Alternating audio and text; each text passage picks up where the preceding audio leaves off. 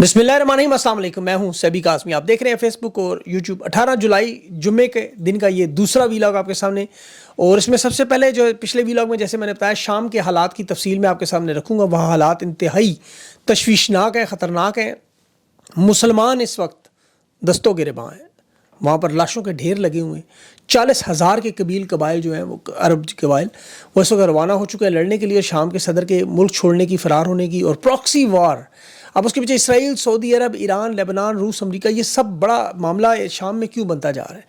और इसके साथ साथ डोनाल्ड ट्रंप के वाइट हाउस में इमरान खान की रिहाई पर गुफ्तगू में आज वफाकी वज़ीर दाखिला ने क्या कहा। अमेरिका का पहलगाम वाक़े पर भी पाकिस्तानी जो तंजीम है उस पर पाबंदियाँ लगाने का दहशतगर्दों की लिस्ट में शामिल कर दिया।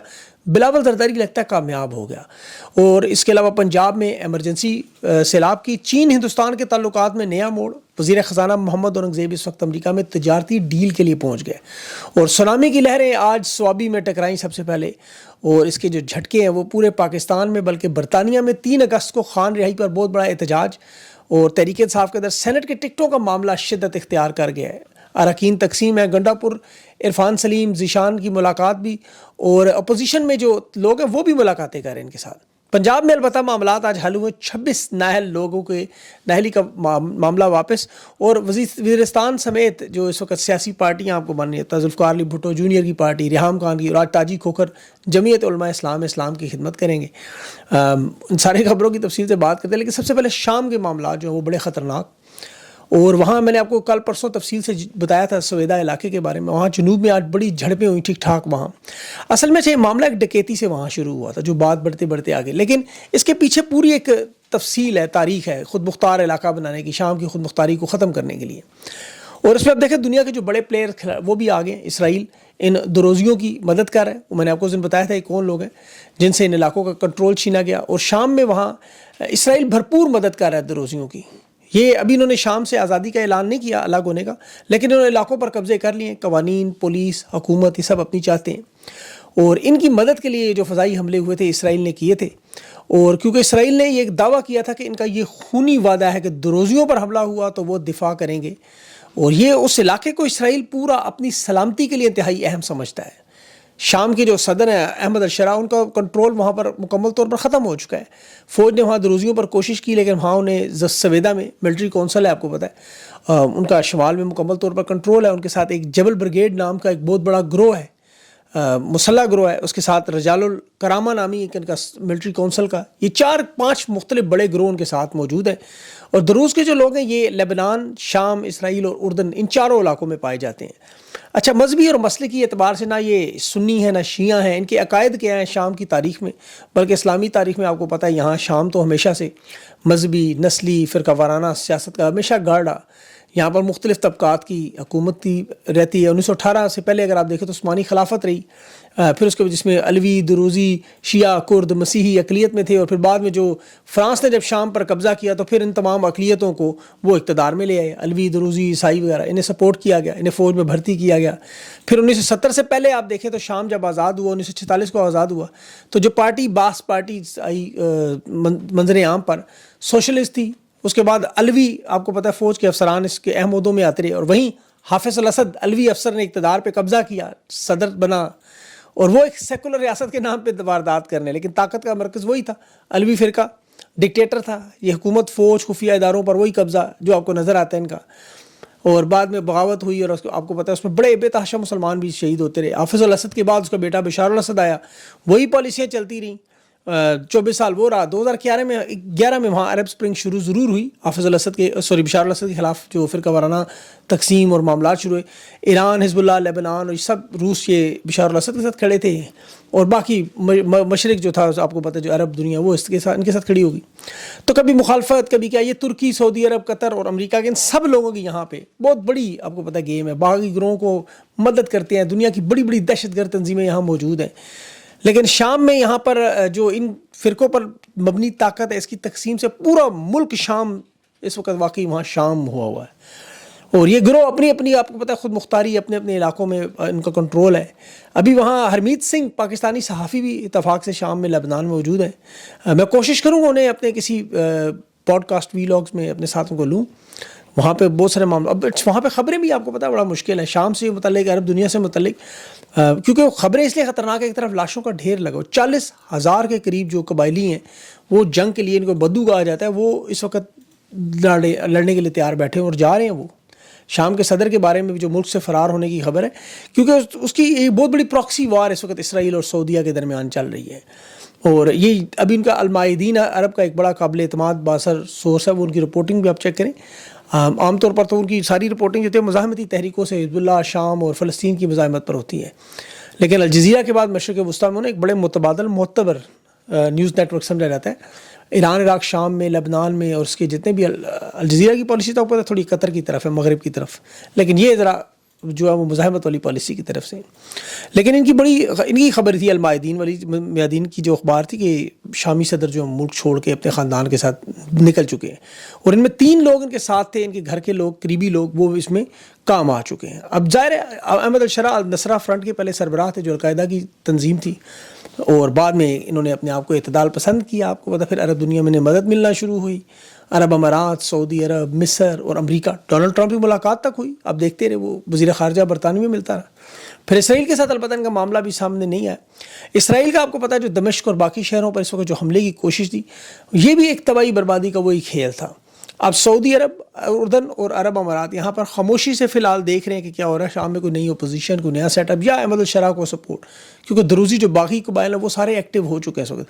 بہت بڑی بغاوت ہے. پراکسی کا یہ جو پورا کھیل ہے, اس میں اسرائیل جو ہے وہ مکمل طور پر ایران اور لبنان پر دباؤ ڈالنے کے لیے بھی کام کر رہا ہے, کیونکہ وہاں پر لیکن نقصان بڑا ہو رہا ہے. جو صفحہ ویڈیوز آ رہی ہیں وہ آپ دیکھ نہیں سکتے. اور اس خطے میں دیکھیں بدقسمتی سے, بلکہ اس شام میں میں نے دیکھا کلیجے چبانے, لاشوں کو پامال کرنا, یہ اس پورے خطے میں بڑی گھٹیا قسم کی روایت ہے. دنیا میں آپ دیکھیں جنگیں ساری دنیا میں دیکھیں بہت کم ایسے یہ پرانے ماضی میں ہم دیکھتے ہیں, لیکن آج بھی یہاں ہو رہا ہے. آج جو ویڈیوز نظر آ رہی ہیں وہ بھی توبہ دیکھی نہیں جاتی.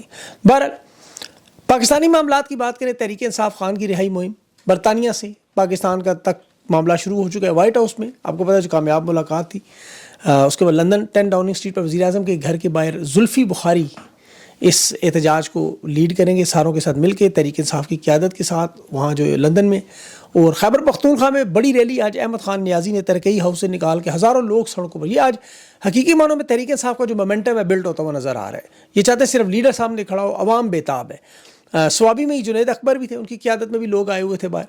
اور یہاں پر آپ دیکھیں اس وقت جو تحریک ہے وہ آج میں ان کے بیانات سن رہا تھا کہ اس وقت تک گھر نہیں جائیں گے جب تک خان واپس نہیں لائیں گے. لائی عمل جو ترتیب دیا جا رہا ہے, اب بلوچستان اور سندھ کے بعد عوام کی جو موبلائزیشن کا معاملہ کے پی میں بھی شروع ہو گیا. مانسیرہ میں بھی سلیم خان سواتی نے آج احتجاج کی قیادت کی, لوگوں کو مومنٹم بلڈ کیا. مہمند قوم بھی آج جھنڈے پشتون امن کے لیے اٹھائے ہوئے نکلے ہوئے تھے. تو پنجاب کا ایک معاملہ تھوڑا سا رہ گیا تھا. پنجاب میں زبردست قسم کا, ایک تو انہوں نے آج فارم 45 کی جو ایم پیز ہیں انہوں نے اسمبلی کے بعد اپنی اسمبلی لگا کے دوسرا اجلاس کیا. سیالکوٹ میں وہاں پہ بھی تحریک شروع ہوئی ہے, عوامی کیمپین مبشر صاحب نے شروع کی ہے. اور عالیہ حمزہ نے بھی آپ دیکھیں جلسوں کا پورا اعلان کیا ہے. 5 اگست کے سے پہلے یہ پوری سیریز شروع ہوگی. جلسوں کا لائے عمل کہاں ہوں گے, کس شہر میں ہوں گے, اور یہ بھی آپ کے سامنے پورا لائے عمل آنے والا ہے. پنڈی میں انصاف اسٹوڈنٹ فیڈریشن کی طلبہ کی آج بڑی احتجاجی ریلی تھی. اس میں بھی آپ کو پتہ ہے کافی نوجوان تھے. امجد خان صاحب کا بڑا اہم کردار ہوگا اب اس میں آنے والے دنوں میں. تحریک انصاف سینٹ کے لوگوں کو بھی جو باقی کہہ لیں انہیں, عرفان سلیم, عائشہ بانو, ارشاد حسین یا وقاص اور رگزئی, ان سب کو بلایا ہوا تھا آج کہ آپ دستبردار ہو جائیں نشستوں سے. ان سب نے انکار کر دیا. آج ان کا ایک اور سیشن بھی ہے شاید ابھی تھوڑی دیر بعد, اس میں دوبارہ کوشش کریں گے. پچھلا جو ان کا مذاکراتی سیشن علی امین گنڈاپور اور بیرسٹر سلمان کمراجہ صاحب کے ساتھ ہوا, تو اس میں انہوں نے کہا کہ آپ دیکھیں جے یو آئی کے بھی 2 امیدوار ہیں, ان کی بھی پیپلز پارٹی کا بھی ایک جنرل سیٹ ہے خاتون, ان سے آپ کہیں کہ ایک نشست چھوڑ دیں, کاغذات واپس لے لیں. لیکن ظاہر ہے یہ تو نہیں ہو سکتا, وہ تو نہیں کبھی چھوڑ دیں. بہرحال ان کی جو ملاقات میں خرم ذیشان, عرفان سلیم کو بلا کے گفتگو ہوئی. دونوں نظریاتی کارکن ہیں, آپ کو پتہ ہے دونوں جنرل الیکشن میں خان نے دونوں کو ٹکٹ دینا تھا. لیکن جمہوری پارٹی ہے, آپ کو پتہ ہے 6 میں سے 1 بندے کے ٹکٹ پر, 2 بندوں کے ٹکٹ پر اتنا شور ہے سوشل میڈیا پہ. آپ نون لیگ کو دیکھیں, میں دیکھ رہا تھا, بادشاہی حکومت موج مستی, امیر مقام وفاقی وزیر, اپوزیشن لیڈر بھائی, سینٹ کا ٹکٹ بیٹے کا. مجال ہے کہ نون لیگ کا ایک بندہ چسک بھی جائے, کسی کو اعتراض ہو, کوئی پرابلم ہو, وہ کہتے ہیں غلام ہے تو کیا ہے. میں نے نون لیگ کے اپنے کچھ دوستوں سے پوچھا, رہنماؤں سے, انہوں نے کہا کوئی مسئلہ نہیں, ہم غلام ہیں, ہمیں کوئی اعتراض نہیں, تو آپ کو کیا تکلیف ہے؟ میں کہا بالکل پارٹی آپ کی, ہمیں کیا تکلیف ہے. اب یہاں دیکھیں وہ پشاور کا تحریک کا صدر, سابق صدر کہہ رہا تھا کہ 9 نشستیں بنتی ہیں تحریک انصاف کی, کیوں نہیں 9 لیتے. مطلب یہ کم از کم آپ جمہوری سیاست تسلیم کریں. عمر علی مین گنڈا پور کو جہاں مرضی کوئی صحافی روک لے.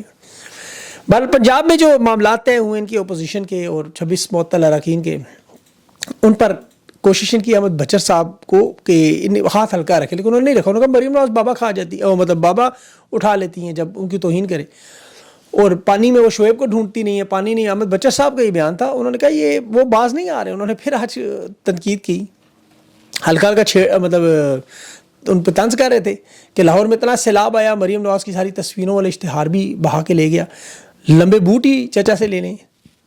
بہرحال یہ لگے تھے ان کے, اس کا مطلب ہے کہ اثر ہوا نہیں موتری کا. ٹرمپ کے متعلق جو فیلڈ مارشل کی ملاقات تھی آج محسن نقوی صحافیوں کے ڈھائی چاڑی گیا, اس سے انہوں نے پوچھا بتائیں آپ کیا بات ہوئی, آج کچھ بتا کے جائیں. کہتا نہیں میں نے حلف دیا امریکہ کے بارے میں بات نہیں کریں گے. سہیل بڑائچ کا تازہ جو کالم لکھا ہوا تھا اس پہ بھی اس نے کہہ دیا جھوٹ ہے. سہیل بڑائچ صاحب میں اور حلف دے کے کہا محسن نقوی نے کہ سہیل بڑائچ 2 نمبری کرتے ہیں. خیر وہ معاملہ ڈفرینٹ ہے, انہیں چھوڑ ہی دیں. وائٹ ہاؤس کے متعلق یہ بات نہیں کرتے. آپ کو پتہ ہے وہ شجر ممنوع ہے, اس پہ وائٹ ہاؤس میں کے متعلق آپ کو پتہ ہے کرپٹو کرنسی, معدنی ذخائر اور اسرائیل تھا. اب اس پہ کیا بات کریں گے. اس وقت تو پاکستان کی میڈیا کو یہ چیزیں اٹھانی چاہیے تھیں, لیکن وہ کیا اٹھاتے ہیں, تحریک انصاف کے اندر اختلافات ہو گئے, وہ پریس کانفرنس ان کے خلاف ہو تو لائیو دکھاتے ہیں, اور تحریک انصاف کے آفیشیلی بیچارے بیٹھ جو ان کی پریس کانفرنس کا بائک وہ نہیں دکھاتے. نہ خان کی تو تصویر اور نام نہیں دکھا سکتے. خان کی آپ مخالفت میں بات کریں پورا میڈیا آپ کو اٹھا لے گا. تحریک انصاف کے ایجنڈے کی مخالفت کریں, دیکھیں کیسے آپ کی مدد کرتے ہیں. اور ان کے صحافی بھی دیکھیں, ان کو شرم بھی نہیں آتی کہ پاکستان کی سب سے بڑی پارٹی کے ساتھ جو ظلم و ستم ہوا, جو پارٹی پوری ڈسمنٹل کی, قیادت کا, ورکرز کا جو حال ہوا, اس میڈیا انڈسٹری کے صحافیوں کو تھوڑی دیر کے لیے آپ دیکھیں, ریسلنگ میچ دیکھتے ہیں, کبڈی دیکھتے ہیں یا باکسنگ دیکھتے ہیں, تو اکثر اس میں آپ کو جو ایک حریف تگڑا اور ایک کمزور نظر آتا ہے, یا ایک کے ساتھ آپ کو بظاہر زیادتی ہوتی نظر آتی ہے کہ بے گناہ مارا جا رہا ہے, اور طاقتور کے ساتھ اگر ریفری مل جائے تو پھر دل چاہتا ہے جو کمزور اس کے ساتھ ہم بھی جا کے مل کے لڑیں اس کے ساتھ. آپ کی دل میں خواہش ہوتی ہے, آپ سوچتے ہیں, یہ روزانہ آپ دیکھتے ہیں سارے مقابلے, اور غیر ارادی طور پر ہم اکثر 2 فریقوں کے درمیان ایک کو پک کر لیتے ہیں, کسی کو بتائے بغیر ہی.